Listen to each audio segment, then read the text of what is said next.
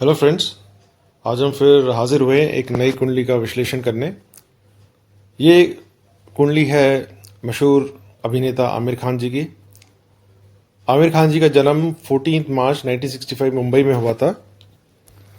और आमिर खान, जैसे हम जानते हैं, जो तीन खान हैं, आमिर खान, शाहरुख खान और सलमान खान, ये तीन खानों का दबदबा है बॉलीवुड में, और उनमें से ये एक है। ये 14 मार्च 1965 को पैदा हुए और इनकी एजुकेशन नारसी मोंजी कॉलेज में हुई। और ये पानी फाउंडेशन भी इन्होंने चलाया है। इनके अपना प्रोडक्शन हाउस भी है जहाँ जहाँ से काफ़ी इनकी फेमस मूवीज़ रिलीज़ हुई हैं। इनकी मैरिज, दो बारी इन्होंने मैरिज की, एक बारी रीना दत्ता जी से और एक बारी किरण राव जी से। तो पहली मैरिज 1986 से 2002 चली, फिर दूसरी 2005 से 2021, और जो तीसरी अभी उन्होंने शायद करने जा रहे हैं। उनके तीन बच्चे हैं और उनके फादर मशहूर प्रोड्यूसर ताहिर हुसैन और फिल्म मेकर ताहिर हुसैन थे। और आमिर खान की अगर हम मूवीज़ पे दृष्टि डालें तो सबसे पहले उन्होंने 1973 में यादों की बारात, जो उनके अंकल नासिर हुसैन थी, उनकी वहाँ से उन्होंने वो चाइल्ड आर्टिस्ट से शुरू की। और उनकी जो सबसे पहला बड़ा ब्रेक था वो क़यामत से क़यामत तक 1988 में रिलीज़ हुई, जहाँ से लोगों ने उनको पहचाना। और उनको शायद national award special film category में भी मिला हुआ है। उनकी जो बाकी फेमस मूवीज़ हैं, रंगीला 1995, राजा हिंदुस्तानी 1996 और सरफरोश 1999, तो यहाँ से उन्होंने अपने को, और दिल 1990, ये तीन चार मूवीज़ 90s में थी जिससे उन्होंने अपने को इस्टेब्लिश किया। उनका अगर हम बाकी देखें तो जब उन्होंने आमिर खान प्रोडक्शंस शुरू की, उसके बाद जिस टाइप की मूवीज़ उन्होंने बनाई वो बहुत काबिल तारीफ़ है। क्योंकि अगर हम देखें, जो बाकी तीन खान हैं, शाहरुख खान हो सकता है ज़्यादा पॉपुलर हो, लेकिन अगर किसी ने, सलमान खान भी पॉपुलैरिटी चार्ट्स में काफ़ी आते हैं, लेकिन जिन किस्म की पिक्चर उन्होंने बनाई, उन्होंने इतिहास एक तरह से रचा है, इतिहास थोड़ा चेंज किया है फिल्म मेकिंग का, इंडियन फिल्म मेकिंग का। क्योंकि उन्होंने बहुत ही बोल्ड मूवीज़ बनाई जो कोई और शायद नहीं बनाता।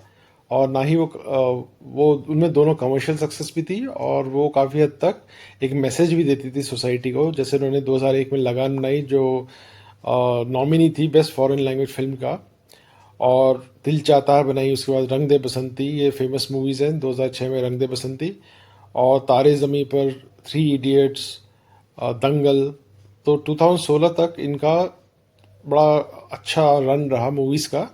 उसके बाद थोड़ा डाउनफॉल सा आया, जबकि उन्होंने थग्स ऑफ हिंदुस्तान और लाल सिंह चड्ढा जो इतनी अच्छी नहीं की कुछ हाल ही के सालों में, लेकिन कह सकते हैं 2016 तक इनका पीक पीरियड कह सकते हैं हम। अब उनकी कुंडली पे वापस आते हैं। तो अगर हम देखें, उन आमिर खान की कुंडली जो है, ये है कुंभ लगन की, एक्वेरियस साइन की है, लगन है। और इनकी कर्क राशि है कैंसर। तो कुंभ कुंभ जो ये एक्वेरियस साइन के जो जातक होते हैं, वो बहुत ही इंटेलेक्चुअल किस्म के होते हैं, बहुत एनालिसिस करते हैं और फिलोसफिकल भी होते हैं। और कुछ ऐसा करते हैं जो बाकी लोगों से अलग होता है, थोड़े नॉन कन्फॉर्मिस्ट टाइप के होते हैं, कुछ अलग ही सोच रखने वाले होते हैं। और ह्यूमैनिटेरियन भी होते हैं, उनका फिलोसफिकल साइड भी होता है। तो ये सब चीज़ें हम उनके लग्न से देख सकते हैं और यही कैरेक्टरिस्टिक्स उसे मैच भी करती हैं। और जो उनका कर्क राशि है, तो ऐसे लोग काफ़ी नर्चरिंग, केयरिंग, इमोशनल होते हैं। किसी भी कलाकार के लिए चंद्र का अच्छा होना बहुत ज़रूरी है। शुक्र तो होता ही होता है, उस पर हम आएंगे, लेकिन चंद्र भी अगर आपके इमोशंस को दर्शाता है, तो अगर आदमी इमोशंस ठीक से महसूस कर सकता है, तो उसको वो अभिव्यक्त भी कर सकता है अपनी एक्टिंग के द्वारा। और उनके जो लग्न पे आते हैं, यहाँ पे शनि, शुक्र, सूर्य, शनि उनको सस योग का निर्माण कर रहे हैं अपनी राशि में, स्वराशि है। तो ये आदमी को बहुत डिसिप्लिन और ब्यूटी और आर्ट्स में इंटरेस्टेड भी करता है थोड़ा बहुत। और आदमी हम्बल रहता है और हार्ड वर्किंग होता है, शनि का अपने ही साइन में होना। लेकिन शुक्र भी है, शुक्र इनको सबसे ज़्यादा हेल्प करते हैं, क्योंकि फिल्म मीडिया में शुक्र का रोल बड़ा अच्छा होता है। और लगन में है तो इनको आर्टिस्टिक चीज़ों का बहुत ज़्यादा शौक है और क्रिएटिव चीज़ों का शौक है। और सूर्य इनके लगन में फेम का भी कारक है, तो इनको नेम फेम जो मिला है वो सूर्य की वजह से हुआ है। तो ये इनके लगन और चंद्र का 6th हाउस में और केतु से दृष्ट होने से इनके इमोशंस पे भी थोड़ा प्रभाव पड़ता है कि ये थोड़े मेंटली अपसेट हो जाते हैं। और बाकी ग्रहों की दृष्टि दें तो उनके जो बुध हैं, वो 2nd हाउस में डेबिलिटेटेड है, और केतु की भी 5th दृष्टि है। और हम देखें, हाँ, तो मंगल की भी 8वीं दृष्टि है, तो थोड़ा बहुत इनका जो धन भाव है और वाणी का भी भाव है, ये थोड़ा इम्पैक्टेड है। गुरु ज़रूर इनके स्वामी जो हैं वो वेल प्लेस्ड हैं, लेकिन थोड़ा बहुत हो सकता है ये सेविंग्स नहीं करते, ज़्यादा इन्वेस्टमेंट कर देते होंगे, अपनी फिल्म में पैसा लगा देते होंगे।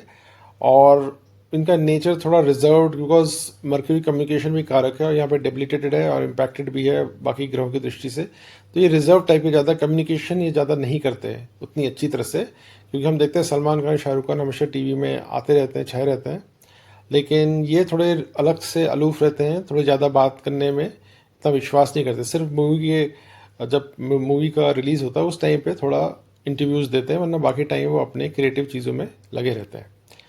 गुरु का थर्ड हाउस में होना अच्छा है, और इसका स्वामी जो है पराक्रमेश वो भी वेल प्लेस्ड है, तो ये दिखाता है कि इनका जो एफर्ट्स का भाव है वो अच्छा है, और ये एफर्ट्स करने में, कर्म में ज़्यादा बिलीव करते हैं। तो ये शनि भी क्योंकि इनका अच्छा है, तो ये काफ़ी वर्कहॉलिक किस्म के भी हैं और डिसिप्लिन, अपने काम के प्रति बहुत लगन से काम करते हैं। फोर्थ हाउस में राहु उच्च के है, और ये दिखाता है कि इनको सुख सुविधा और काफ़ी चीज़ों का सुख सुविधा, भूमि, वाहन, मकान, ये सब चीज़ें इनको अच्छे क्वांटिटी में मिली है, और इससे इनको इसमें कोई कंफर्ट्स में कोई कमी नहीं रहेगी। फिफ्थ हाउस इनका बुध थोड़ा इम्पैक्टेड है, तो हो सकता है बच्चों के साथ इनकी पहले इतनी नहीं, क्योंकि संतान का भी भाव है, तो हो सकता है थोड़ा बहुत संतान को इतना टाइम दे नहीं पाए हों, और थोड़ा उनसे इतना ज़्यादा क्लोजनेस नहीं रही हो। लेकिन अभी हम जाते हैं, हाल ही के टाइम में उन्होंने बोला भी है कि वो अब उस चीज़ को रिपेयर कर रहे हैं, अपने बच्चों से रिलेशन। तो कुछ साल पहले उन्होंने ये इनिशिएटिव लिया था। और अगर सिक्स्थ हाउस में आते हैं, यहाँ पे हमने देखा चंद्र वैसे तो वेल प्लेस्ड है अपनी राशि में, स्वराशि में, तो इसको नर्चरिंग, केयरिंग और मन का भी कारक है, तो ये सेवा का भी भाव माना जाता है। तो उन्होंने जो पानी फाउंडेशन शुरू किया है, तो ये भी दिखाता है कि उसमें वो थोड़ा बहुत सेवा करते हैं। लेकिन क्योंकि ये चंद्र मन का भी कारक है, केतु से दृष्ट है, तो ये थोड़ा बहुत आदमी को, और सिक्स्थ हाउस में भी है, तो थोड़ा बहुत परेशान तो करेगा, लेकिन वो इसको ओवरकम कर लेते हैं अपनी विल पावर से, या जो भी वो तरीके होते हैं उससे वो ओवरकम कर लेते हैं। सेवन्थ हाउस जो है ये विवाह का भी स्थान है, यहाँ पे मंगल विराजमान है, लेकिन शनि की भी दृष्टि है। शनि मंगल सेवन्थ हाउस को, जो उनका विवाह का स्थान है, उसको इम्पैक्ट करता है। शुक्र की दृष्टि जरूर उनको बहुत सारे रिलेशनशिप्स, और मंगल शुक्र की अगर जो हम युति कह रहे हैं, तो ये इनको अच्छा पैशनेट बनाती है अपने, जैसे इनका रोमांस भी बहुत बारी हुए, लेकिन चूंकि इनकी शादी भी 2 बारी टूटी है, तो ये शनि का भी प्रभाव है, शनि मंगल का भी प्रभाव है, और शनि से दृष्ट है, तो ये एक प्रॉब्लम दिखाई दे रही है। और बाकी जो भाव है, इंपॉर्टेंट भाव है इनका, भाग्य का भाव। यहाँ पे देखिए भाग्य का भाव बड़ा अच्छा है कि शुक्र जो भाग्येश है, जो 9th हाउस के स्वामी है, वो लग्न में चले गए हैं। ये एक राजयोग का निर्माण करता है, और 4th हाउस के स्वामी भी शुक्र हैं, और वो भी लग्न में गए हैं, तो 2 बड़े राजयोग यहाँ दिखाई दे रहे हैं। तो शुक्र ऑब्वियसली उनका अच्छा होना ही है कि फिल्म मीडिया में उन्होंने नाम प्रसिद्धि कमाई, ये 2 बड़े राजयोग के कारण इन्होंने अर्जित किया, तो भाग्य इनका बड़ा मजबूत है। और जो 10th हाउस है, ये कर्म का भी भाव है, करियर का भी भाव है, केतु विराजमान है। वैसे केतु 10th हाउस में बहुत अच्छे नहीं मानते, क्योंकि शनि से भी दृष्ट है, मंगल की भी दृष्टि पड़ी है, लेकिन हम ये बोल सकते हैं मंगल दशमेश का वेल प्लेस्ड होना सप्तम भाव में, ये उनके लिए फेवरेबल है। लेकिन शुक्र ने जो 2 बड़े राजयोग बनाए हैं, इससे इनको बड़ा फायदा हुआ है, वरना केतु 10th हाउस में बहुत अच्छे तो नहीं माने जाएंगे, क्योंकि ब्रेक्स बहुत देते हैं, और उन्होंने ब्रेक्स भी करियर में काफ़ी लिए हैं बीच बीच में। जब भी इनकी लाइफ में कोई पर्सनल इंसिडेंट्स हुए या इवेंट्स हुए, तो थोड़ा उन्होंने ब्रेक ले लिया था मूवी मेकिंग से, तो ये इनके दिखाई देते हैं केतु की वजह से। लेकिन शुक्र ने इनको सपोर्ट किया, इसलिए वो अपना कर्म अच्छे से निभा पाए। और अगर 11th हाउस है, जो गेन्स रिकग्निशन का भी भाव है, यहाँ पे गुरु की दृष्टि इसको बहुत अच्छा करी, तो उनको गेन्स, इनकम और रिकग्निशन काफ़ी मिला है लाइफ में। तो बाकी भाव ठीक है इनके। तो मेन जो भाव है उनके बारे में हमने बात की है, और अगर हम उनके विंशोत्तरी दशाओं पे दृष्टि डालें, तो यहाँ पे हम देखेंगे इनका जो करियर शुरू हुआ केतु की महादशा में शुरू हुआ। केतु उनके 10th हाउस के भी स्वामी है, तो केतु के टाइम पे इनको करियर में थोड़ा फायदा हुआ। 1987 से 1994 तक। और केतु में शुक्र भी चल रहा था। केतु के बाद ही शुक्र की अंतर्दशा, केतु की महादशा में शुक्र की अंतर्दशा, तो भाग्य का स्थान भी खुला। चौथे भाव जो सुख सुविधा के भाव, यहाँ भी शुक्र ने इनको मदद की। तो इन भावों का इनको रिजल्ट्स मिला। भाग्य का उदय हुआ, सुख सुविधा का उदय हुआ, और इनका लग्न मतलब इनकी जो नेम फेम वो भी लोगों में अपने को इन्होंने इस्टेब्लिश किया। तो केतु की इनकी अच्छी गई। फिर शुक्र की महादशा जब शुरू हुई, कि शुक्र इनका बड़ा पावरफुल सपोर्टिंग प्लैनेट है, तो 1994 से 2014 तो ये पीक पीरियड रहा। इनकी सारी फिल्म्स ज़्यादा से ज़्यादा मकबूल फिल्म, रंगीला ले लीजिए, दिल चाहता है, 3 इडियट्स, और बाकी मंगल पांडे, बहुत सारी मूवीज़, लगान, इस ड्यूरेशन में रिलीज़ हुई हैं इनकी, जिन्होंने इनका नाम बहुत फेमस किया। तो शुक्र की महादशा में ही ये सब कुछ हुआ है। और बाकी फिर सूर्य की महादशा आई। सूर्य की महादशा में थोड़ा बहुत सफलता भी मिली और थोड़ा बहुत असफल भी रहे। 2016 तक तो सफल ही रहे, दंगल तक। तो सूर्य की महादशा 2014 से 2020 तक, तो सूर्य इनके लगन में प्लेस्ड है और इनके 7th हाउस को भी देख रहा है, तो उस टाइम पे थोड़ा इनको फ़ायदा हुआ, लेकिन उतना नहीं कह सकते जितना उनको शुक्र में हुआ। और इसके बाद चंद्र की महादशा शुरू होगी, जो 2020 से 2030 तक जाएगी। तो चंद्र इनके 6th हाउस का स्वामी, 6th हाउस में प्लेस्ड है, और 12th को भी देख रहा है, जो 6th हाउस रोग ऋण शत्रु, और 12th हाउस भी लॉसेस का है। तो यहाँ पे इनको थोड़ा बहुत ध्यान रखना पड़ेगा। 2020 से 30 तक ये पीरियड इनके लिए थोड़ा बहुत चैलेंजिंग रहेगा, पर्सनली भी, और हम कह सकते हैं कि प्रोफेशनली भी थोड़ा उतना गेन्स नहीं मिलेंगे जितना उनको शुक्र की महादशा में मिला। तो ये तो थी उनकी महादशाओं का विश्लेषण जो हम देख रहे हैं। उनकी जो मैरिजेस, 2002 में पहली मैरिज उनकी 1986 से 2002 तक चली, 16 साल। और दूसरी मैरिज इनकी चली 2005 से 2021, ये भी 16 साल। तो 16 साल 2 मैरिजेस चली हैं। हमने बोल ही दिया है मैरिज क्यों उनकी इम्पैक्टेड है। शनि मंगल का जो 7th हाउस से बन रहा है, और 2002 में इनकी 7.5 भी चल रही थी, और उस टाइम पे इनका पहला डिवोर्स हुआ, और सेकेंड इनका हुआ 2021 में। तो ये टाइम पीरियड इनके लिए बहुत अच्छा नहीं रहा है, और हम आशा करते हैं कि थर्ड मैरिज थोड़ी बहुत सफल हो। तो फ्रेंड्स, ये तो थी इनकी आमिर खान जी की कुंडली का विश्लेषण। इनके ग्रह कई जबरदस्त ग्रह, शनि का जो शशयोग, राहु का उच्च का होना, चंद्र का स्वराशि होना, ऑफकोर्स 6th हाउस में थोड़ा इतना रिजल्ट नहीं देगा, और गुरु का भी वेल प्लेस्ड होना, मंगल का भी वेल प्लेस्ड होना। तो ये थोड़ी चीज़ें हैं जो इन्होंने इनके ग्रहों ने सपोर्ट किया, लेकिन सबसे ज़्यादा शुक्र इनको सपोर्ट किया। और जो 2 राजयोग मैंने बोला, उनकी वजह से, शुक्र की वजह से जो बने, उसकी वजह से इनको बहुत प्रसिद्धि और नाम मिला। लेकिन ऐसा नहीं कि उनके जीवन में कष्ट नहीं रहे, इमोशनल भी बहुत है।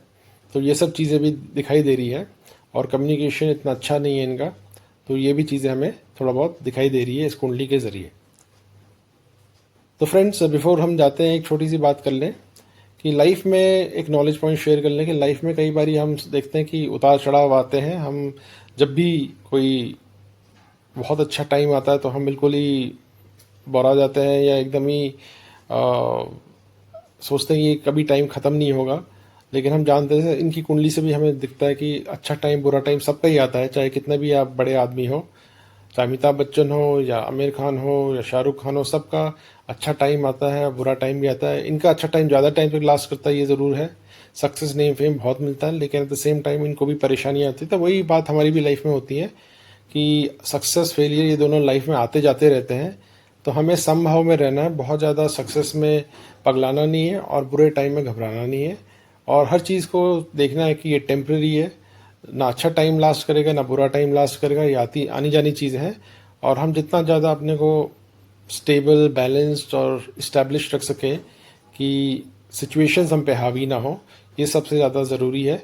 और वक्त किसी का एक सा नहीं रहता, अच्छा टाइम भी आएगा, बुरा टाइम भी आएगा, लेकिन हमें यही देखना कि ना अच्छे टाइम में बहुत ज़्यादा पागल होना है, ना बुरे टाइम में बहुत ज़्यादा घबराना है। और इसी भाव से अगर हम चलें लाइफ में, तो हमें जीवन में कष्ट नहीं होंगे। So friends, till next time, please like, share and subscribe my video.